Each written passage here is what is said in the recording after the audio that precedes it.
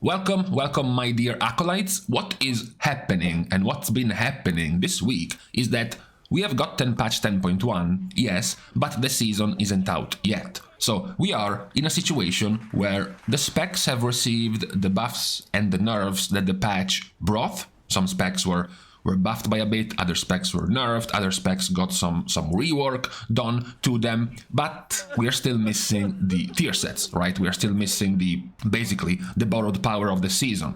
So I thought it was gonna be pretty interesting to compare how things have been going so far in this week with the new powers that certain specs have earned in this patch before we start looking at what's gonna change once they get their hands on their tier set pieces, because we can already see quite some differences, even if just after a few days of this patch. It's going to be also interesting to see how much this will change once you have a tier set. You know, what is going to be the power difference from when 10.1 launches with the balance tuning changes to when the season launches and you get extra power from the tier set. We stopped last week right before the launch of 10.1, and this was the situation when it came to damage in the raid. We pointed out, as it's been happening quite often, that the melee DPS once again were performing very well. As you can see here, we have a top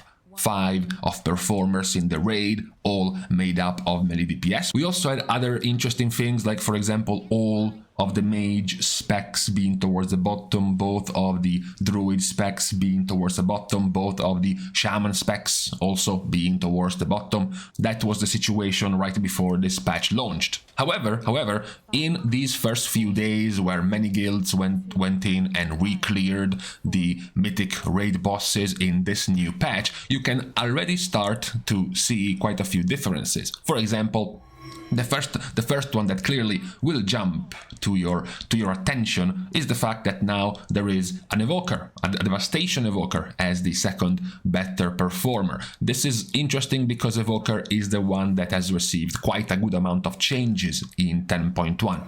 And not even completely positive. Most of them were positive in AoE damage, a bit less, or definitely less when it came to single target damage. You also had another thing. Finally, it seems to be you have at least one mage spec doing definitely better, which is Arcane Mage. As mentioned right before this patch, all 3 mage specs were not doing too well. The mage specs were all comprehensively buffed in 10.1. All 3 specs were given a flat damage increase to many of their abilities, and at the moment, without counting the tier set pieces, Arcane is the one that seems to be doing better. Meanwhile, for Fire and Frost, nothing much really has changed. It's also interesting that another spec that was buffed overall was Feral Druid in 10.1, and it's doing significantly better than the previous version of Feral Druid. What's also interesting that another spec which received a rework, not nearly as big as the Shadow Priest rework, was Balance Druid. And Balance Druid is doing, if possible, even worse than before this patch. Now it's even lower down towards the bottom. As mentioned, Shadow Priest was the one that received the biggest of the reworks, and for the moment, nothing much seems to have changed. They are still roughly more or less in the middle of the pack. The other specs which perhaps changed the most is the difference between the Warlocks. Before this patch, all 3 Warlocks were in the top half. After this patch, all 3 Warlocks are in the bottom half. This doesn't really have to do though with the balance tuning, since none of the Warlock specs were nerfed in this patch. So it will be quite interesting to see, especially for Warlocks, because in particular the Warlocks were primed to be some of the stronger specs in 10.1 due to the power of their tier sets. For example, Destruction, but more in particular Demonology. Now that 10.1 comes in, they didn't receive any buffs for the patch, but their tier sets are planned to be very strong. So we will see just how much more power they will receive once they get their hands on their tier sets.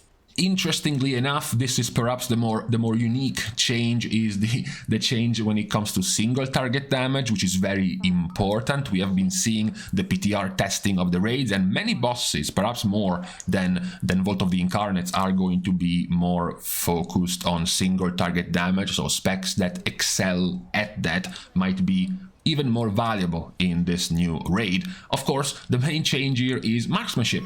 Somehow, some way, a spec that was notorious for being generally better, generally stronger in AoE damage, finds itself as the fourth better performing spec in single target damage. Marksmanship was buffed in 10.1, they did receive some positive changes in 10.1. What is even more interesting is that the strongest part of marksmanship's tier set is more single target damage, is more synergy with their kill shot, which will be overall more single target damage. So it's interesting to see that they are already doing better now in single target compared to before, without even getting their hands on a tier set which will further make their single target stronger. That is perhaps the biggest of the changes when it came to single target damage. Most of the other specs did not move by too much.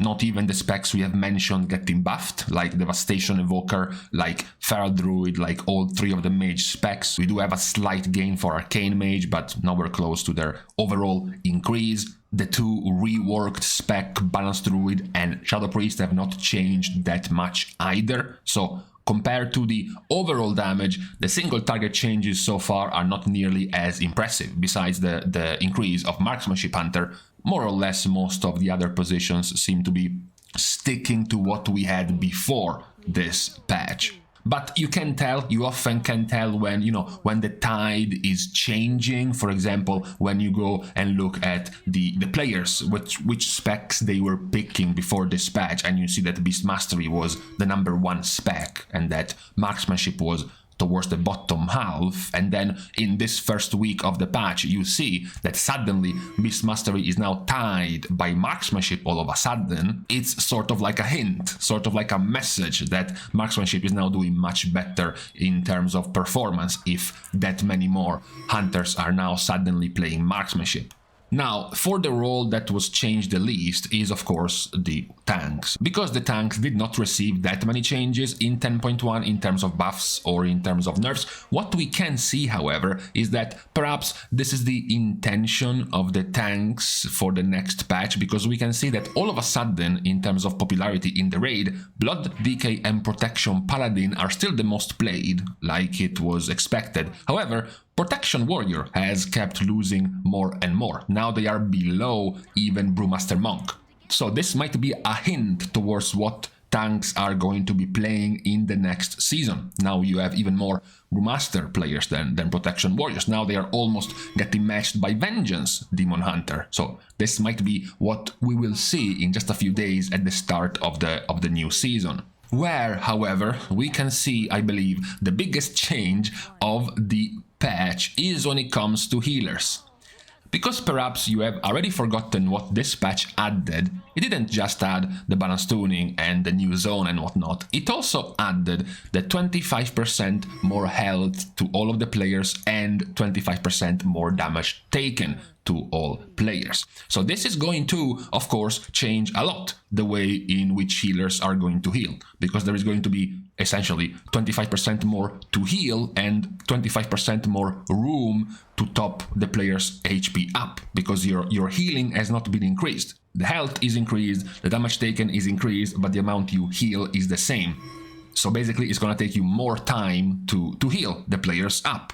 And this can create a big difference in the results when it comes to healing. Because, for example, this was the situation we have gotten more or less used to for months, and then Evoker was nerfed, and it temporarily dropped to the bottom for a couple of weeks, and then Evoker was partially unnerfed, so things went back to this right after Resto Shaman was also buffed by a lot. But now, with this health max increase change and the damage increase change, and the damage taken increase change, we find ourselves in this situation, where there is a almost full switcheroo from bottom to top from Holy Paladin. This is very, very interesting, because in the patch notes, none of the healers were particularly, greatly buffed, but neither was Holy Paladin. Holy Paladin did receive a single change, which I believe was quite underplayed, undervalued by many players, which was the change to Avenging Crusader. Essentially, the TLDR, not to bore you too much with numbers, is that Avenging Crusader was nerfed in the amount of healing it does, but now it scales with your mastery, the mastery of Paladin, where you heal more the targets close to you. So the TLDR is that if you have roughly 30% mastery, which is quite easy to get, it's actually a slight buff if you're healing targets within 10 yards of you. Also, what is the bigger change of the 10.1 changes for Paladin is that now Avenging Crusader is not going to split, is not going to spread the healing to 3 targets, but it's going to split it to 5 targets. This makes it significantly better for much less overhealing. It makes it significantly better for raid healing because now you are tagging 5 players each time you cast Crusader Strike or Judgment, which makes it much easier to top player off and to have less overhealing overall. And also in this new patch where players are taking more damage and they have more health, so you have more room to have players damaged, to have players at not full HP, and Avenging Crusader now hits 5 targets instead of 3, it gives you even more room to be able to heal all of those targets. With this HP change, for example, Avenging Crusader can go from 50+% overhealing to almost 30% overhealing, because of how much more smooth it is to heal with 5 targets instead of 3 and with them having more health. And this has resulted in Holy Paladin now doing much better in the raid. Now, of course, it's still only a partial power increase, because what we are missing still are the tier sets. There's going to be a lot of power left for these healers to gain from the tier sets. For example, Discipline tier set is very strong, Resto Druid's tier set is very strong, and they are currently towards the bottom, so that might change a lot. Resto Shaman's tier set is quite weak overall. Holy Paladins has just gotten buffed by quite a lot, so now it's much more powerful than before, although before it was very weak, so we have to see just how much it will empower Holy Paladin. But still, it is quite interesting to see such a drastic difference in a patch without basically any major changes to the spec. Only one slight change to a single one of your abilities is enough to change the landscape of healers by this much. So here we have the situation so far after the first basically round of raiding in 10.1 before we actually get our hands on the tier set pieces and their bonuses. So we will be able to go and check in a week or a couple of weeks just how much of an impact all of the tier sets are going to have on all of the specs, how much they're going to change the performance when it comes to healers and DPS in particular. Those are the ones that are more easy to gauge, and see how much more power, see how much more the specs became relevant because they got their hands on that extra power increase. But for now, this is what we have on this off-season week as we wait for Season 2 to launch. Please do not immediately jump to overreactions. This is still quite the volatile part of the season. Many of these rankings and positions are going to be forgotten in just a week or two. So this is quite the temporary situation for many of the specs. Now, with this being said as a disclaimer, I'm going to leave you to the rest of your Friday. Of course, we start our goodbyes by thanking all of the Patreon supporters for the contribution and the help to the growth of the channel. You can, of course, don't worry, not spend any money and support completely for free. You can like and comment down below, as well as subscribe to the channel itself. And also you can, of course, follow me over on Twitter, as well as following me over on my stream on Twitch. With this out of the way, thank you guys again for watching. See you guys soon, and in the meantime, I should have something to say for the closing of this video, but actually I'm kind of at a loss for now. So goodbye, I guess.